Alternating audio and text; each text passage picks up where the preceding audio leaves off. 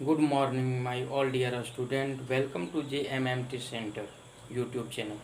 आज हम लोग वर्ग दशम के भौतिकी एक्सरसाइज 1 में प्रकाश के परावर्तन के बारे में जानकारी प्राप्त करेंगे।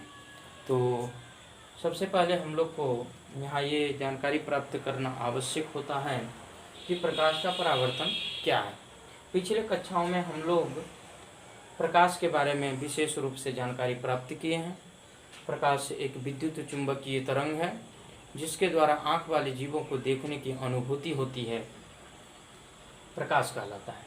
तो आज हम लोग प्रकाश के परावर्तन के बारे में जानकारी प्राप्त करेंगे। प्रकाश का परावर्तन का अर्थ है, परावर्तन का अर्थ होता है लौटना।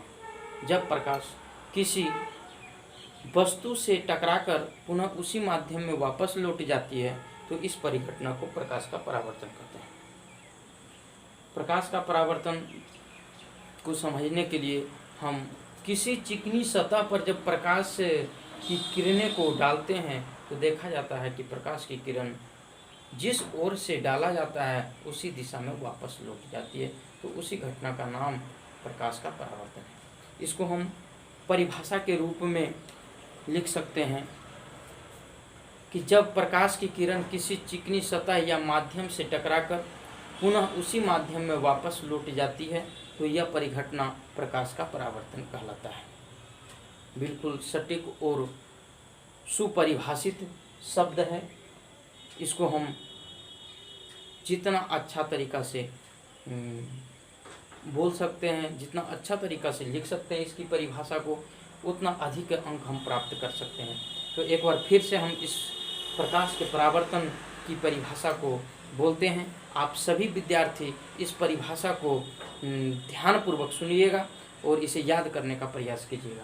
प्रकाश का परावर्तन, जब प्रकाश की किरण किसी चिकनी सतह या माध्यम से टकराकर पुनः उसी माध्यम में वापस लौट जाती है तो इस परिघटना को प्रकाश का परावर्तन कहते हैं। अब हम लोग यहाँ सीखेंगे प्रकाश के परावर्तन के प्रकार।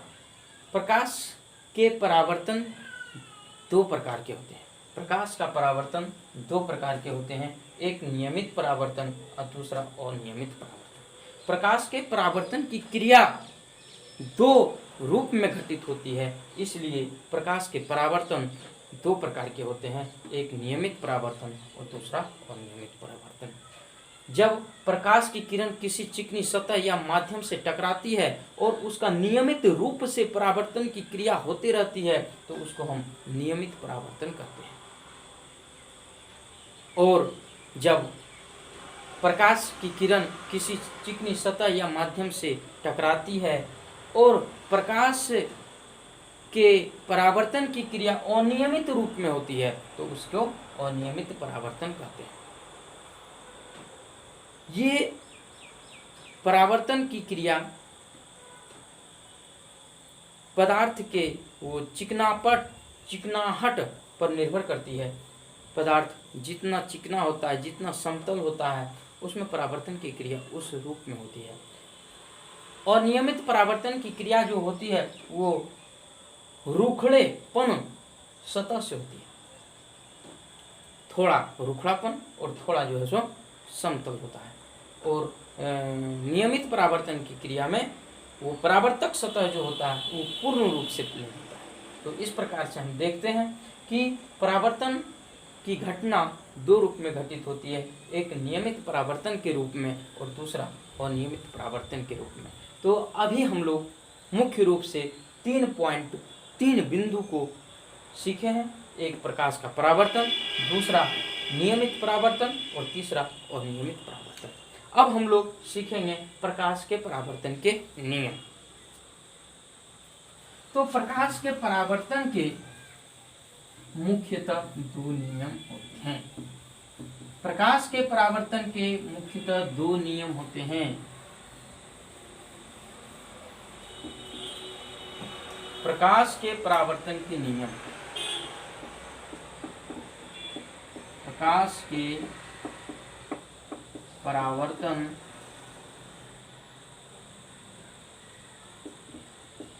के नियम। प्रकाश के परावर्तन के मुख्यतः दो नियम होते हैं। नंबर 1, आपतित किरण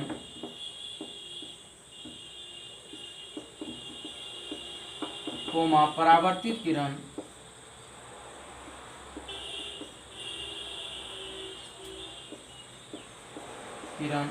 तथा आपतन बिंदु पर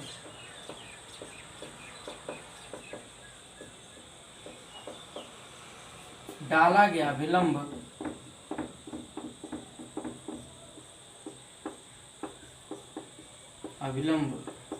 तीनों एक ही तल में होते हैं।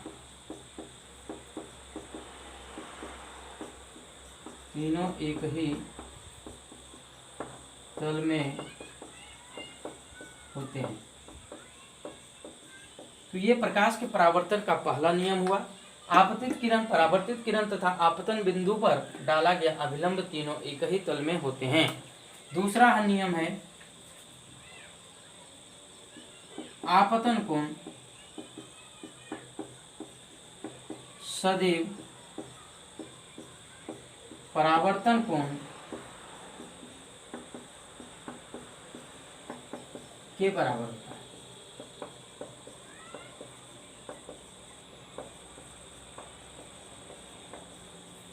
आपतन कोण सदैव परावर्तन कोण के बराबर होता है। देखिए, ये एक दर्पण,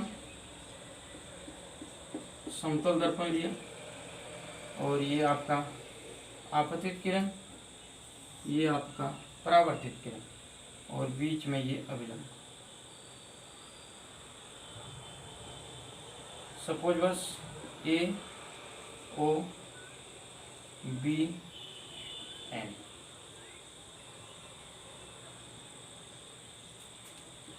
आपतित किरण,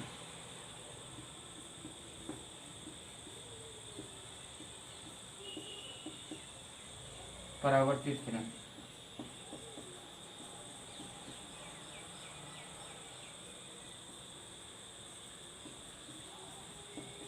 अभिलंब।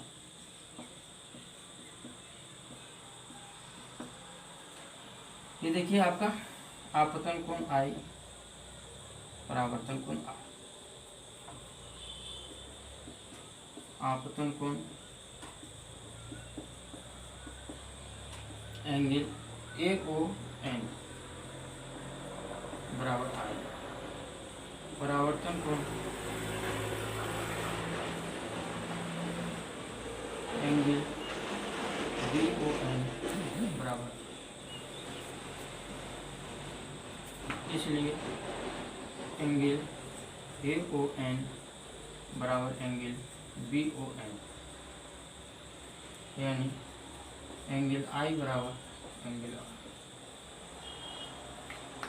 तो प्रकाश के परावर्तन का दूसरा नियम है आपतन कोण सदैव परावर्तन कोण के बराबर होता है।